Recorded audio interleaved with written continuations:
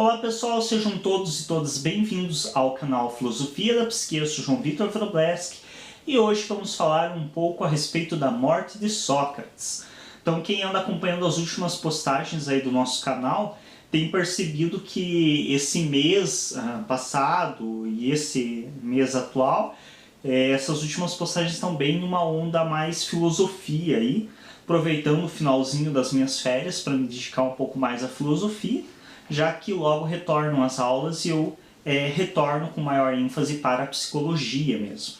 Então hoje vamos falar um pouco mais a respeito de como foi a morte de Sócrates, que ainda levanta de alguns uma certa curiosidade, de outros uma certa estranheza. Afinal, a morte dele é uma morte bem realmente emblemática. É uma pessoa que foi condenada ao suicídio, então é uma coisa meio contraditória em certo aspecto. É bastante bem difícil assim realmente de você pensar, porque é bem comum. Não é uma coisa que você lê muitos relatos a respeito de outras mortes como essa. Enfim, eu não vou explicar detalhadamente quem foi Sócrates, a respeito da vida dele, porque já existem vídeos no canal a respeito disso. Então se você não sabe quem foi Sócrates, é só digitar aí na lupinha, tem uma lupinha do canal mesmo, que procura só nos vídeos do canal, só digitar ali o nome de Sócrates, já aparecem os vídeos que tem a respeito dele. Eu vou estar usando para falar um pouco a respeito uma obra do Platão, que é essa aqui, que é onde tem alguns dos diálogos, dentre eles Eutífron ou da religiosidade, Apologia de Sócrates, Críton ou do dever e Fédon ou da alma. Então são os diálogos presentes nessa obra aqui que eu estou usando. E dentre eles, o primeiro diálogo, que é esse Eutífron ou da religiosidade, a gente já percebe facilmente o porquê que Sócrates foi condenado ao suicídio. Então não é muito difícil de entender o porquê tinha muita gente querendo Sócrates morto. Sócrates ele tinha um método chamado de maêutica, que era a ideia de parir o conhecimento. Então a ideia de que o conhecimento está dentro de cada um e que cabe a um bom filósofo, um bom professor, despertar esse conhecimento dentro do indivíduo. Porém, para fazer isso, ele se utilizava de uma ferramenta chamada questionamento socrático, que até hoje é utilizado pela psicologia, por algumas vertentes da psicologia. Nesse questionamento socrático, inicialmente, o Sócrates, e isso é muito perceptível nesse primeiro diálogo, então você lendo assim, esse primeiro diálogo é extremamente curto, é bem fácil de ler, então eu recomendo que leiam e vocês perceberão já no ler facilmente o porquê que Sócrates despertava o ódio de tantas pessoas. Porque o Sócrates ele era muito ardiloso, ele era quase eu não diria nem uma serpente, porque uma serpente ela já desperta certo asco, certo medo da maioria já no olhar. Ele era mais como um coelhinho fofinho que metia os dentes e os dentes têm um veneno mortal. Porque ele atraía muitas pessoas, ele era ardiloso, ele conseguia se encaixar no discurso da pessoa de uma maneira muito fácil, ele ludibriava em certo aspecto a pessoa. É possível perceber isso no diálogo escrito pelo Platão. Então você percebe que o Sócrates ele começa a entrar no jogo de quem está falando. Então ele começa a se inserir, a elogiar, a parabenizar a pessoa pelo pensamento, ele exalta a pessoa. Nossa, como você é sábio, permita-me a mim, um pobre, um reles leigo, aprender mais com você, permita-me me aproveitar um pouco desse tamanho conhecimento que você apresenta. E ele vai se deixando levar no discurso da pessoa. E a pessoa acredita que realmente está levando ele. Mas na verdade o que ele está fazendo é só abrindo brecha para que ela se exponha o suficiente e dê a ele ferramentas com as quais derrubar a pessoa. Então após ele se inserir no diálogo da pessoa, após ele conseguir realmente que ela fale de maneira mais, eu diria, relaxada, mais espontânea, ele reúne tudo que a pessoa falou e aí uma vez só ele derruba a pessoa.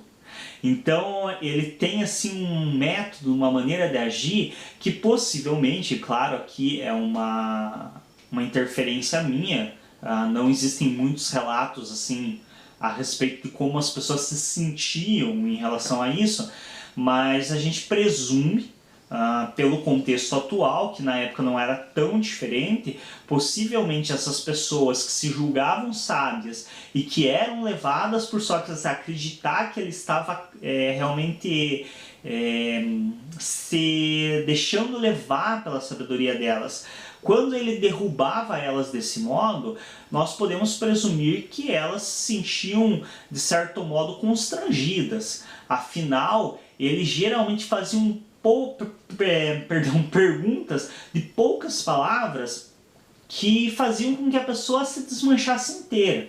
Então ele ia se deixando levar nesse discurso e pegando pontos para juntar todos eles e de uma vez só, em uma única pergunta, derrubar completamente o discurso da pessoa. Porque com uma única pergunta ele deixava a pessoa num beco sem saída. Então a pessoa que até aquele momento tinha posado de grande intelectual, de grande sábia, e sendo inclusive incentivada pelo Sócrates a se sentir assim, com aquela única pergunta se sentia a pessoa mais otária da face da Terra. Você se sentia assim o menor que você possa imaginar. Por quê? Porque era uma pergunta muitas vezes simples a respeito de tudo que aquilo que aquela pessoa estava falando e que ela não daria conta de responder. Então ele é muito ardiloso nesse sentido. E isso faz com que, obviamente, Sócrates conquiste o ódio de muitas pessoas. Muitas dessas pessoas poderosas, com influência. Além desse fator, um outro fator que contribuiu muito para Sócrates ser condenado à morte foi o fato de que ele começou a conquistar muitos seguidores, ao menos segundo os relatos que nós temos da época.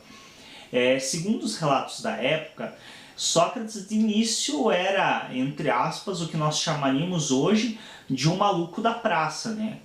Aquela pessoa que fica lá falando sobre coisas, divagando, mas que a maioria das pessoas não dá muita atenção e que pouquíssimas param ali para ouvir por pouco tempo e não dão muita credibilidade ao discurso dessa pessoa. Porém, o que rapidamente ocorreu é que Sócrates começou a ganhar muita popularidade. Sócrates ele começou a participar de muitos banquetes importantes, ele começou a ganhar um prestígio muito grande e ele começou a despertar a atenção de muitos jovens da sua época. Então muitos jovens começaram a se aproximar de Sócrates para ouvir ele falando, para ouvir seus questionamentos, para ouvir suas colocações. Isso também contribuiu fortemente para que Sócrates fosse alvo da política da época e que levaria ele à condenação à morte. Por quê? Porque não é interessante para nenhuma espécie de governo que o seu povo comece a questionar muito. Porque quando o povo começa a se questionar e a questionar governos regentes, a questionar situações vigentes, é uma tendência de que o governo perca poder, que o governo se enfraqueça, que o povo ganhe mais poder. Então isso começou a incomodar. Isso começou a despertar uma certa preocupação por parte do governo vigente da época de Sócrates, de até onde isso iria. Tanto é que, segundo nós vemos nos relatos da época, principalmente nos relatos escritos por Platão, são pouquíssimos relatos que temos de outros autores a respeito de Sócrates, mas nos relatos que temos, nós percebemos que o governo da época vigente, então, ele não queria de fato matar Sócrates. Tanto é que foi dado várias oportunidades para o Sócrates para que ele não fosse condenado à morte, para que ele não precisasse morrer. Então, inicialmente, se deu a oportunidade, por exemplo, de Sócrates sair da cidade e ir para um outro lugar onde ele não exercesse mais a filosofia. Ao que ele respondeu que se não poderia exercer a filosofia, não haveria sentido na vida. Então, seria, de fato, melhor que ele fosse morto. Tanto é que aí se origina uma frase muito famosa dele, que é: uma vida não avaliada não vale a pena ser vivida. Então vem justamente dessa ocasião na qual ele foi proposto que ele parasse de exercer a filosofia e desse modo permaneceria vivo. E ele disse: não, se eu não posso exercer a filosofia, a vida não vale mais a pena, portanto é melhor que já me condenem à morte de uma vez. Outra questão que nos mostra que não era interesse do governo que administrava até então a cidade onde Sócrates estava, de que ele fosse realmente levado à morte, é que lhe foi dada a oportunidade de fuga. Então, o que nos consta em registro é que o local onde Sócrates foi mantido, já sabendo da sua condenação, já sabendo que ele teria que ingerir veneno e que levaria ele inevitavelmente à morte, o local onde ele permanece aguardando para ser morto não possuía realmente uma segurança eficaz. Tanto é que os discípulos de Sócrates entravam, circulavam com uma facilidade. Eles estavam ao lado dele até a hora da morte, segundo o que consta. Então era um local de onde facilmente eles poderiam retirar o Sócrates. Alguns relatos até chegam a mencionar que não tinha segurança nesse local, que ele foi simplesmente deixado como em uma casa, sozinho, aguardando a sentença de morte. E então realmente a gente percebe que não era a intenção que Sócrates fosse morto. A intenção era que ele parasse de exercer a filosofia. Mas como ele mesmo afirmou, se ele não pudesse exercer a filosofia, não valeria a pena viver. Outra questão também que leva o Sócrates a, de certo modo, aceitar essa condenação é que, considerando os relatos que Platão faz do pensamento socrático, ele acreditava que esse nosso mundo aqui era um mundo falho, que é o que Platão depois desenvolve como o mundo inteligível e o mundo sensível, o mundo das ideias e o mundo sensível, que seria esse mundo que nós temos aqui. E Sócrates acreditava que esse mundo aqui é altamente falho e que é um mundo decadente, que havia um mundo das ideias para onde após a morte ele iria e que era um mundo muito melhor. Por isso, talvez também ele não tenha, segundo ao menos o que nos constam os relatos, ele não tenha feito muito por onde evitar a morte. E aí como que ocorreu a morte então de Sócrates? Após ser julgado e condenado pelos crimes de perverter os jovens de sua época e pregar-lhes outros deuses que não os cultuados na cultura desses jovens, na cultura grega, após ser condenado por esses crimes, Sócrates aguardou por um certo período até ser executada a sua sentença, que foi o preparo de uma bebida à base de cicuta, que é altamente tóxica e acabou levando ele à morte. Então é uma morte bastante emblemática, significativa e de certo modo estranha, porque ocorrem sim mortes por envenenamento. Até hoje, inclusive, existem países que aplicam a pena capital, a pena de morte, a partir de injeção letal, mas normalmente isso não é feito por vontade do prisioneiro, ou ao menos não é o prisioneiro que injeta o próprio veneno. E já no caso de Sócrates, ele próprio, segundo o que consta, com as suas próprias mãos ingeriu a cicuta. Então é uma morte realmente bastante emblemática, de um grande nome que foi um marco divisor de águas para a filosofia, e que eu recomendo muito que quem tem interesse dê uma lida, pelo menos nesse primeiro diálogo aqui, que é bem curto, do Platão, que realmente retrata o Sócrates com o Eutífron, e nesse diálogo você percebe um pouco dessa questão da astúcia do Sócrates e ludibriando o seu locutor até levá-lo ao erro. E desse modo demonstrar a ele que ele não é dono do conhecimento, que o conhecimento dele é totalmente falho e que não é um conhecimento pronto que ele deve buscar, mas sim um conhecimento interno que é construído e que é uma verdade de cada um, a partir da leitura que cada um faz do mundo.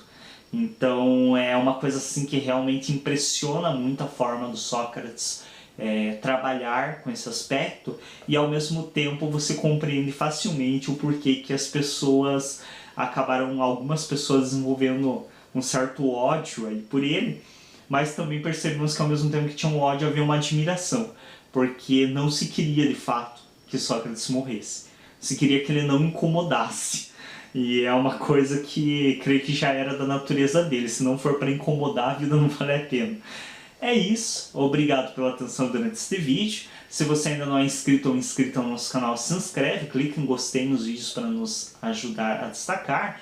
Quem quiser nos seguir também no G+, tem a rede social, o Google Plus, ali quem faz uso. Nós temos uma página também no G+, onde fazemos postagens tanto na área de psicologia como filosofia, e algumas outras postagens mais corriqueiras de poesia, música, algumas coisas bem interessantes também para quem quiser nos acompanhar e estar vendo.